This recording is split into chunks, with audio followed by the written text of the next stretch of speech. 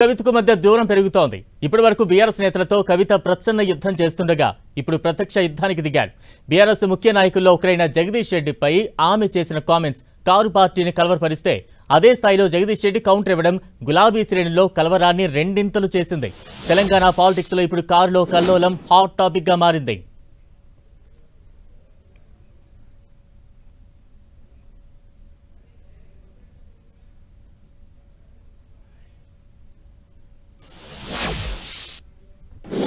అసలు మేమెవరూ చర్చ కూడా చేయడం లేదు.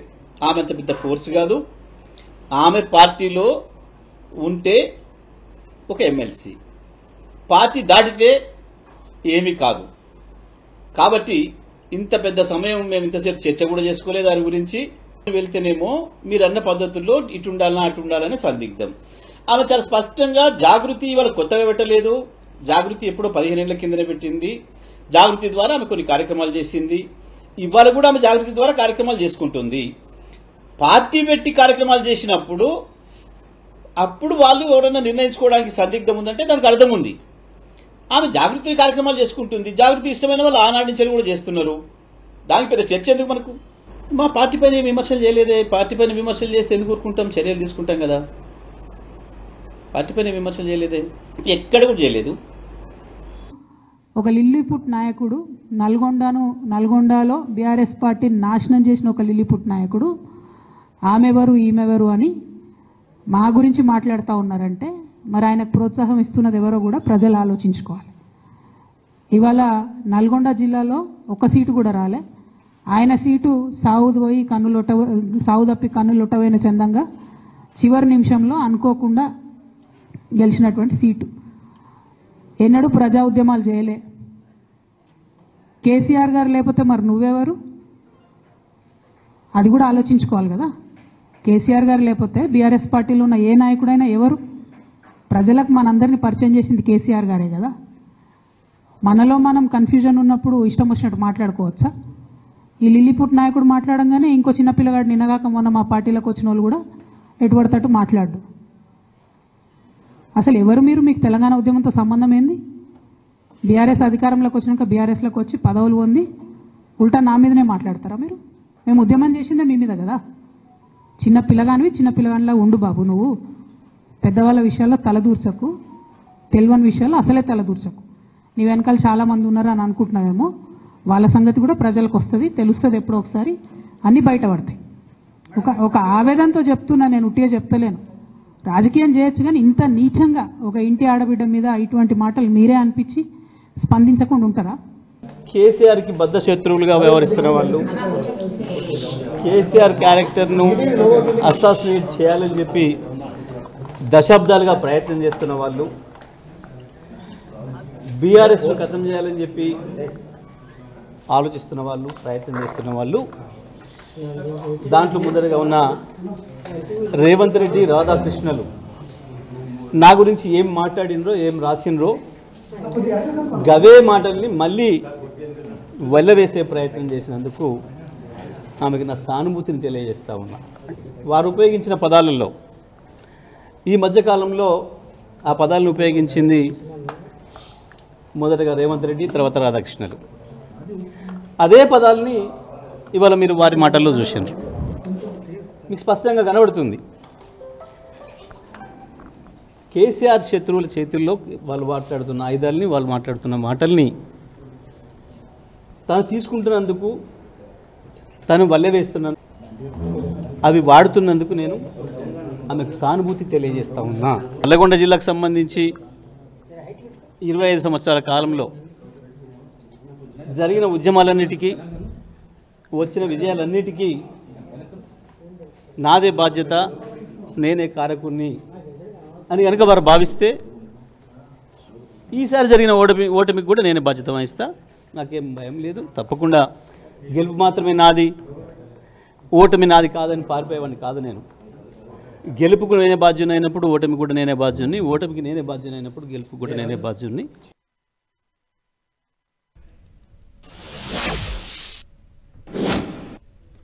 కవిత జగదీష్ రెడ్డి మధ్య మాటల యుద్ధం అయితే తారాస్థాయికి చేరింది. ఇక మరింత అప్డేట్స్ అందించేందుకు మా తెలంగాణ ఇన్పుట్ ఎడిటర్ కళ్యాణ్ సిద్ధంగా ఉన్నారు. కళ్యాణ్.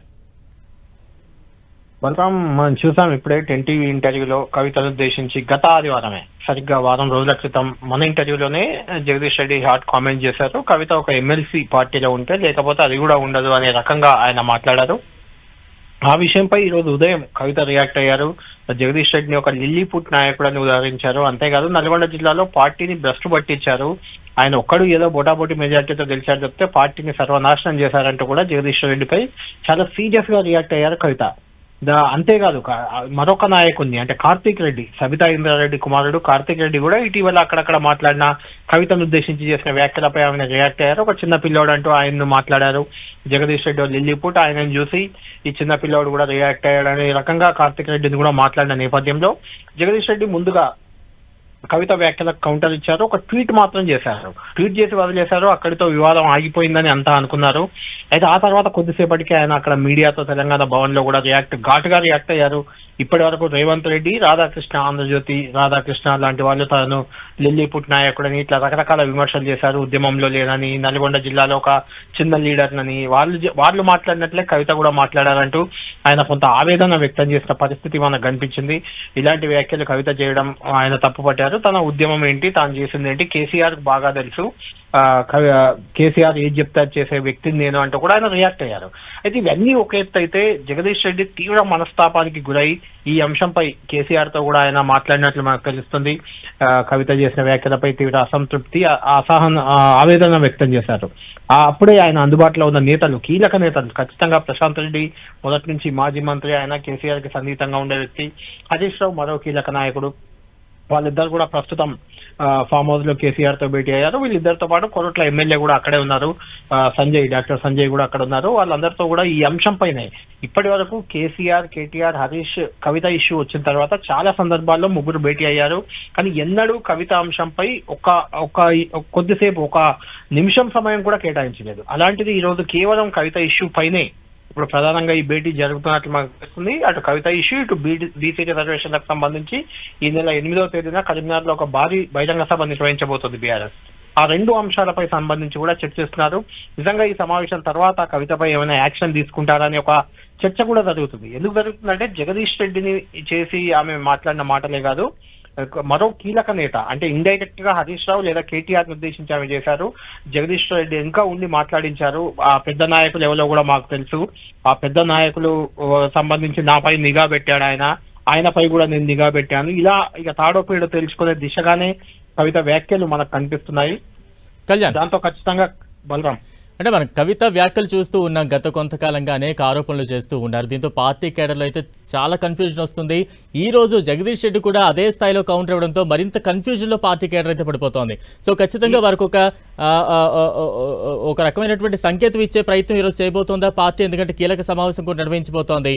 ఖచ్చితంగా ఏమైనా క్రమశిక్షణ చర్యలు లాంటివి కానీ లేదంటే యాక్షన్ కానీ ఏమైనా తీసుకోబోతుందా?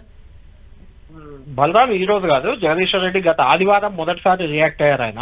ఎందుకంటే మే 1 నుంచి కవిత పలు సందర్భాల్లో దాదాపు అంటే మే, జూన్, జూలై 3 నెలలుగా కూడా పలు సందర్భాల్లో పలు రకాలైన వ్యాఖ్యలు చేసి బీఆర్ఎస్ నిరకాటంలో పెట్టారు. బీసీ రిజర్వేషన్లకు సంబంధించి కాంగ్రెస్ ఆర్డినెన్స్ తెస్తే కాంగ్రెస్ నేతల కంటే ముందు కవితే సంబరాలు చేసుకున్నారు జాగృతి తరఫున. ఇలాంటి బీఆర్ఎస్ ఎదుర్కొన పెట్టే కార్యక్రమాలు చాలా చేస్తూ వచ్చారు. బట్ అన్నిటికీ గత ఆదివారం వరకు కూడా పెద్దగా నాయకులు ఎవరు రియాక్ట్ కాలేదు. తక్కలపల్లి రవీందర్రావు ఒకరు రియాక్ట్ అయ్యారు. ఆ తర్వాత గత ఆదివారం మన ఇంటర్వ్యూలోనే మాజీ మంత్రి జగదీశ్వర్ రెడ్డి కూడా ఘాటుగా రియాక్ట్ అయ్యారు. ఆ జగదీశ్వర్ రెడ్డి వ్యాఖ్యలకు ఈ రోజు కవిత కౌంటర్ ఇచ్చారు. ఈ కౌంటర్ ఇప్పుడు రాజుకున్నట్టు మనకు కనిపిస్తుంది. అంటే ఇన్ని రోజులు జరిగిన పరిణామాలన్నిటికీ గత వారం జగదీష్ రెడ్డి రియాక్ట్ కావడం, ఆ తర్వాత కార్తీక్ రెడ్డి పలు సందర్భాల్లో రియాక్ట్ కావడం, ఈ రోజు కవిత రియాక్షన్, ఈ అన్ని అంశాల నేపథ్యంలో ఈ రోజు ఒక కీలక భేటీ కేసీఆర్ నిర్వహిస్తున్నారు. ప్రశాంత్ రెడ్డి, కేటీఆర్ అక్కడ లేరు. ఎందుకంటే కేటీఆర్ ని పలు సందర్భాల్లో కవిత విమర్శలు చేసిన నేపథ్యంలో కేటీఆర్ మీటింగ్ లో లేకుండానే ప్రశాంత్ రెడ్డి, హరీష్ రావు, సంజయ్ ఈ ముగ్గురుతో ఆమె భేటీ అయ్యారు. కేసీఆర్ భేటీ అయ్యారు. ఈమెపై ఎలా ముందుకెళ్లాలి, ఎలాంటి చర్యలు తీసుకుంటే బాగుంటుంది అనేది చర్చించినట్లు మనకు తెలుస్తుంది. అయితే కవిత మాత్రం బీఆర్ఎస్ కీలక నేతలు తనపై నిఘా పెట్టారు. ఒక పెద్ద నాయకుడు వెనుకుండి మాట్లాడిస్తున్నాడు, ఆయన ఎక్కడికి వెళ్తున్నాడు, ఏం చేస్తున్నాడో, నాకు కూడా వేగులు ఉన్నారు మీ దగ్గర అంటూ ఒక రకంగా హెచ్చరిక ధోరణి ఆ పెద్ద నాయకుడిని అంటే కేటీఆర్ లేదా హరీష్ ను ఉద్దేశించి చేసిన వ్యాఖ్యలుగా అందరూ భావిస్తున్నారు. కాబట్టి అటు హరీష్, కేటీఆర్ ను వ్యాఖ్యలు విమర్శించడం, ఇటు జగదీష్ రెడ్డి విమర్శించడం, తాడో పేడో తెలుసుకునే దిశగానే కవిత రెడీ కావడం అనేది ఖచ్చితంగా ఇంట్రెస్టింగ్ టాపిక్ గా మారింది. దాంతో కేసీఆర్ కూడా ఖచ్చితంగా రియాక్ట్ కావాల్సిన అనివార్యత ఇప్పుడు ఏర్పడింది. ఏ రకంగా రియాక్ట్ అవుతారని చూడాలి. అంతేకాదు ఇంకొక ఇంట్రెస్టింగ్ పాయింట్ బలరాం, కవితకు సంబంధించిన కొంతమంది అనుచరులు, తెలంగాణ జాగృతి నేతలు మమ్మల్ని సస్పెండ్ చేయడం, మాపై చర్యలు తీసుకుంటారని మీడియాలో వార్తలు వస్తున్నాయి. అదంతా ఈజీ కాదు. మాకు 8-9 మంది ఎమ్మెల్యేలు, బీఆర్ఎస్ ఎమ్మెల్యేలు మాతో టచ్ లో ఉన్నారు. మాపై చర్యలు తీసుకుంటే పార్టీ కీలకతం అనే రకంగా వాళ్ళు సోషల్ మీడియాలో పోస్టులు కూడా పెడుతున్నారు. అంటే తాడోపేడో తెలుసుకోవడానికి రెడీ అయినట్లే కనిపిస్తుంది. అయితే చర్యలు తీసుకోవాలనే కవిత తెలంగాణ జాగృతి నేతలు ప్రయత్నిస్తున్నట్లు తెలుస్తుంది. బీఆర్ఎస్ మాత్రం ఆమెనే వెళ్లిపోవాలి కానీ మేము చర్యలు తీసుకోకుండా ఉండాలని బీఆర్ఎస్ నేతలు అంటున్నారు. జగదీష్ రెడ్డి కూడా మాట్లాడారు. మేము ఆమెపై చర్యలు ఎలాంటి నాతో ప్రత్యేకంగా నాతో నేరుగా మాట్లాడుతూ ఆయన అన్న మాటలు, కవితపై చర్యలు తీసుకోవాల్సిన అవసరం ఏం లేదు, ఆమె ఇలానే మాట్లాడుతుంటే మేము చూస్తూ వదిలేస్తాం, ఆమెను పట్టించుకోం కానీ చర్యలు తీసుకోమంటూ జగదీష్ రెడ్డి లాంటి వాళ్ళు మాట్లాడుతున్నారు.